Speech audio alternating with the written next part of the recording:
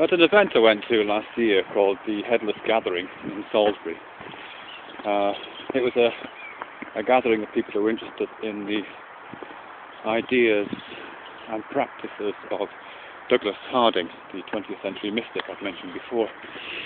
One of the things that came up in that, well, context, I found myself being quite vocal in this gathering. I tend to be one of a handful of people who were analytic of what was going on, trying to relate it to other ideas, trying to find intellectual context, conceptual context in which the exercises could be viewed. And one of the comments that was made at that gathering was that there's a tendency, an experienced tendency to immerse oneself in what was described as a conceptual fog, by which is meant that all the ideas one produces and the conceptualization and the thinking and the theorizing and the setting up of intellectual and academic context, all the practices that I've been engaged in, were in some ways obfuscating. They were not the thing itself, and that if one wanted to truly appreciate these techniques and the mental states, the philosophical states, the understandings of the self that these practices indicated, then one should try to resist engaging in over intellectual engagement, try to cut through the conceptual fog and have some sort of direct experience. To the extent that ideas were valid at all, it was sort of implicitly regarded. They were as, I think there's an expression, a finger pointing at the moon, which is found in some non-Western traditions, a finger pointing at the moon. I had some problems with that, what I referred to as anti-intellectualism then, and I still do now, partly because of, I think, a sort of dogmatic anti-intellectualism can lead one into all sorts of very foolish places. But also, I think it disregards the value of intellection and the value of ambitious, overweeningly ambitious perhaps, thinking and conceptualization. Certainly one of the things I've been regarding at the moment, which I may have mentioned before, is the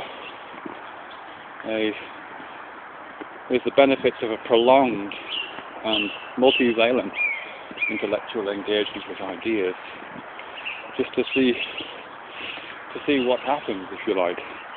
And there's a number of ways in which I've speculated to myself about what that process might be.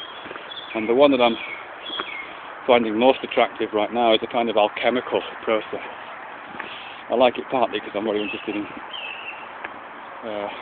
16th, early 17th century history, when alchemy was at its peak, might say. But also I think there's some just very interesting ideas to do with around alchemy, which were wrong in the context in which they were spoken, but as metaphors and as understandings of other things are very interesting. One of the principles of the alchemical process, which is that it is this endless series of processes to do with rarefaction, rubification and distillation and so on, is that at a certain point a transformation happens to the materials under process, almost a magical transformation. And I think that's probably an accurate word in this context, that there's not a linear set of what we might call chemical reactions now that take place that lead logically to an endpoint. There's a series of almost ritualistic processes that take place that at a certain point elevate the substance to a different condition. And I'm thinking particularly of the classic philosopher's stone ideas, really, when you would work on lead endlessly, or work on some base metal endlessly in different ways. And at a certain point it would magically transmute into gold. Not through a chemical process, as I say, but as a kind of through one of those alchemical transformations. And it's often held to be a metaphor anyway, or an analogue for personal transformation. Certainly in the writings of some of those 16th, early 17th century mystics and alchemists, there's not a clear distinction between making gold because gold is a good thing to have, and the sort of rarefication, purification, distillation of what one might call the spirit in some sort of self-transformative act. So there's quite a close connection between those things. So to return to the theme, how does that work in relation to the idea? Well, I'm sort of working with the assumption that keeping thinking and keeping ideas going, keeping circulating them, keeping connecting them, keeping finding analogues, parallels, metaphors, connections, points of fracture, points of contact, relationships. These processes, which are sort of logical and linguistic, are analogous to the alchemical process of rarefication. And at a certain point, I can sort of feel this really, at a certain point, some sort of, not magical, but some sort of transformation takes place in the concept of being itself. So that something happens, and I become a changed person, and all that knowing turns into being, in the alembic vessel of the mind.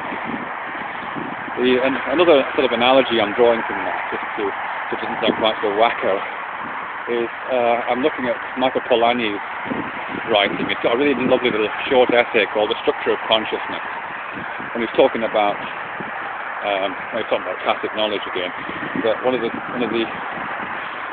images that he constructs is what it's like to look at a three-dimensional image, particularly a sort of stereogram, a printed stereogram, where you've got two pictures side by side, one presented to the left eye, one presented to the right, and these pictures differ just slightly, and through that difference, the mind constructs a three-dimensional image, in much the same way that I'm getting a three-dimensional image looking out, and that anybody looking at this video is not getting a three-dimensional image looking in.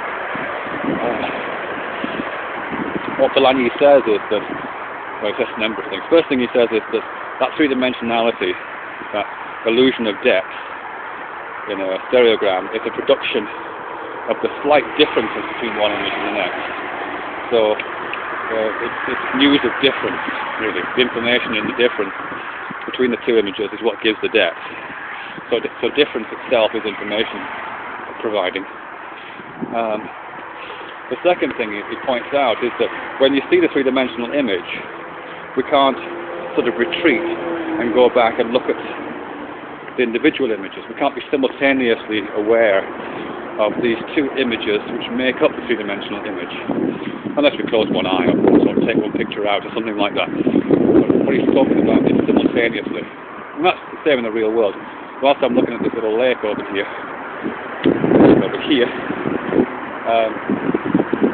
I'm getting a three-dimensional image. I can see that it's layered, I can see its perspective. But whilst I'm looking at it with both eyes open, I can't simultaneously see two slightly different images which are creating that illusion. So that through these two images, through these two slightly different components, through some sort of, not alchemical, but through some sort of cognitive processes, or a whole range of cognitive processes, something is happening which is producing a significant phenomenal difference, which is more than simply the sort of mathematical calculation of differences. But I don't have that information. I can't access that information. I can only access the phenomenal product. I can't get to the base metal. I can only see the gold. Okay. So this idea that I'm working with, just to reiterate, is that somehow these ideas that I'm kicking around are, I'm hoping, brewing away in the thoughts and vessels of my consciousness, and turning into the gold of my present perception and being.